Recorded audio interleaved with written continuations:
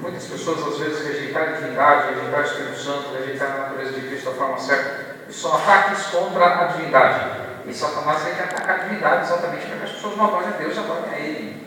Por isso que isso acaba acontecendo, às vezes, até dentro da igreja. Então, hoje nós vamos falar sobre isso. Amanhã nós vamos ter uma primeira parte falando sobre quem é o Espírito Santo. Isso amanhã é quinta-feira, né? Depois, na sexta-feira, haverá um sermão falando sobre mordomia. No sábado de manhã também eu vou pregar falando sobre mordomia. E no sábado à tarde eu vou falar a segunda parte sobre quem é o Espírito Santo. Nós vamos dividir em duas partes a questão de quem é o Espírito Santo, biblicamente falando. Você pode anotar bastante verso bíblico, principalmente na quinta e no sábado à tarde. No sábado, começa às 5 horas da tarde, tá bom? Então, não tenha dúvida quanto a isso e venha todos os dias. No domingo eu ainda não sei como é que vai ser, depois o pessoal vai explicar para vocês aí, né? Como que vai funcionar no domingo, tá bom? Mas, basicamente, é desse jeito que vai funcionar nos próximos dias. Todo mundo entendeu? Então, amanhã tem culto, sexta tem culto, sábado de manhã e no JA. Falando nisso, no JA, quando nós terminarmos a apresentação, se vocês tiverem alguma pergunta para fazer, como a gente sempre faz aí, né, Edson? Vocês podem perguntar. Não garanto que eu vou responder tudo, porque só Deus tem todas as respostas. Eu não tenho, sou ser humano, não tenho dificuldade, né? Mas assim, Deus tem todas as respostas, né?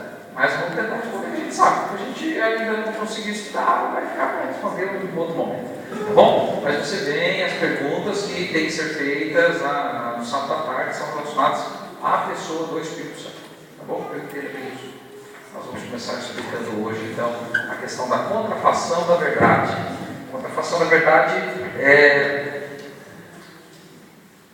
algo que Satanás coloca parecendo verdade, mas é mentira, para tentar enganar o povo de Deus.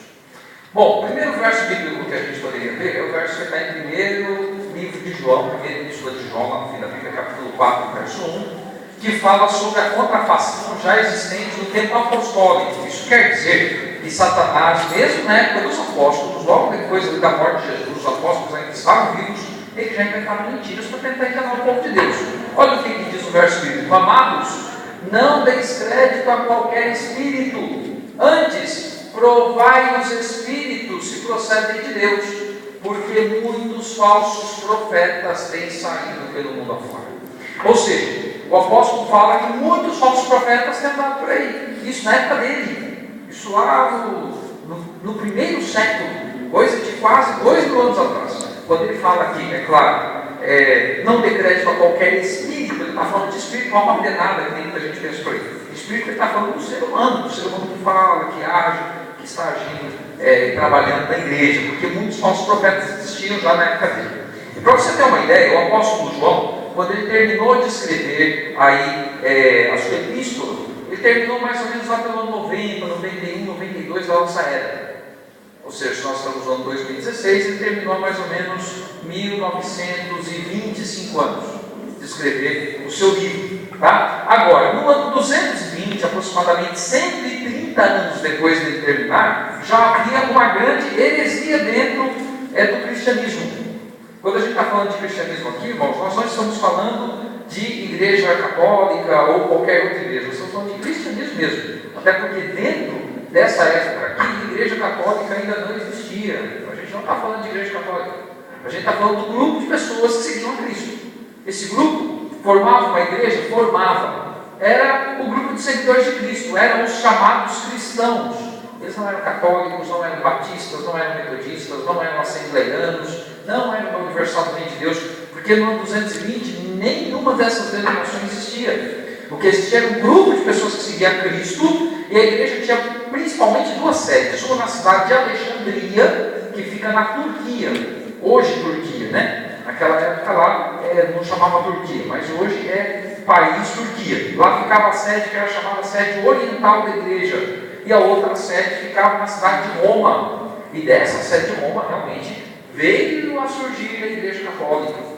Bom, você tinha duas sedes da igreja.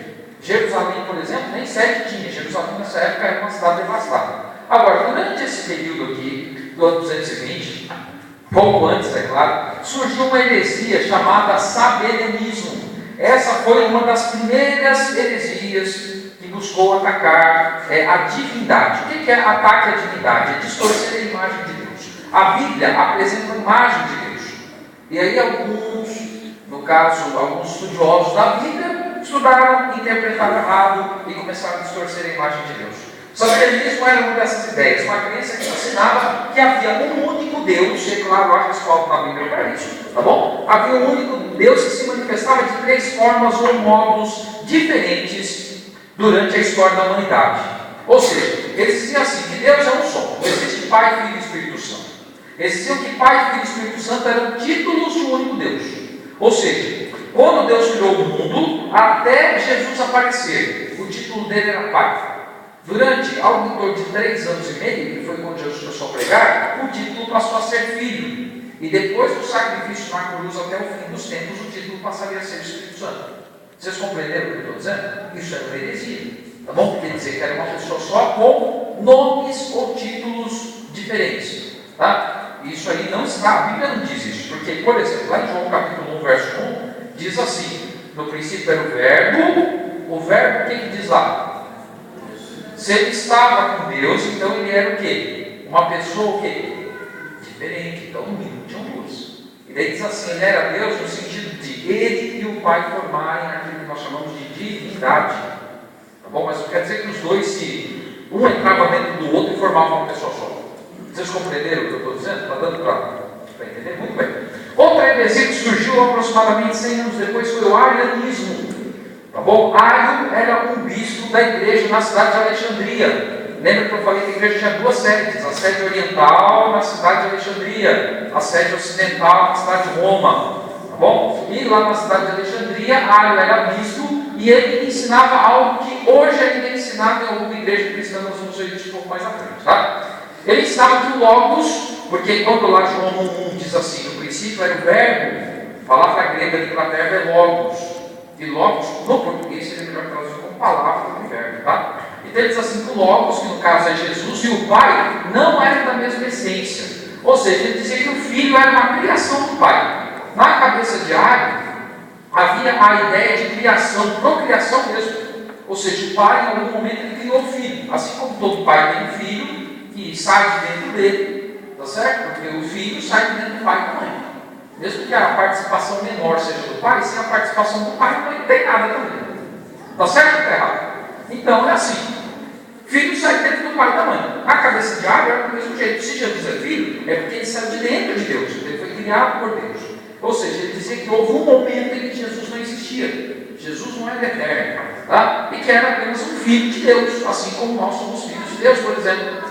E ele começou a pregação dele no ano 318 depois de Cristo. E no concílio de Nicéia, no ano 325, Ario foi excomungado. Essa ideia foi aterrada pela igreja cristã da época, mas essa ideia hoje é defendida pelas testemunhas de Jeová. Não estou falando nem mal das testemunhas de Jeová. O que eu estou dizendo é que testemunhas de Jeová no meio teológico é chamado de ariano. Por que eles têm uma teologia ariana? Porque eles também acreditam que Jesus foi em algum momento criado por Deus. Tá bom? Então, essa aqui, que era uma heresia do passado, continua sendo hoje. As pessoas que acreditam assim podem ser chamadas cristãs? Não, porque elas não acreditam no Cristo da Bíblia. Porque a Bíblia diz que Jesus é o Pai da eternidade. Se ele é o Pai da eternidade, como é que ele foi em algum momento gerado? Vê que existe uma má compreensão da Bíblia. Daí, às vezes você lê em português e você fala, olha, mas aqui diz que ele foi gerado. Aí você tem que entender o que aquela palavra quer dizer no original. Porque a nossa Bíblia, ela está em nossas mãos, né, em português, só que a Bíblia não foi escrita em português, a Bíblia foi escrita em grego e em hebraico. Novo Testamento é grego, Antigo Testamento é hebraico. Então, a pessoa tem que conhecer o hebraico para compreender o que está querendo dizer ali gerado, né? Tanto hebraico quanto hebraico. Tá? Muito bem. Então, ó, essas pessoas aí, ou seja, os seguidores de Ario, eles eram unitarianos também, assim como os que acreditavam na teoria de Sabé, acreditavam num único Deus, né? Eles criam que devia haver apenas Yahvé, tá? Porque o nome Jeová mesmo não existe. Jeová é um apelido que nós damos para Deus, porque o nome de Deus é um nome impronunciável. O nome de Deus são 4 letras da língua hebraica que ninguém pronuncia. Quem poderia dizer certinho o nome de Deus é o judeu. Mas o judeu não fala. Então a gente que é ocidental e vai tentando formar as letras, o nome de Deus dá uma ideia parecida com Yahuwá, porque Yahvé, que é um nome que aparece em algumas Bíblias, principalmente católicas, poucas Bíblias que não são católicas têm esse nome. Nas Bíblias dos evangélicos, normalmente aparece o nome Jeová. Jeová é um apelido.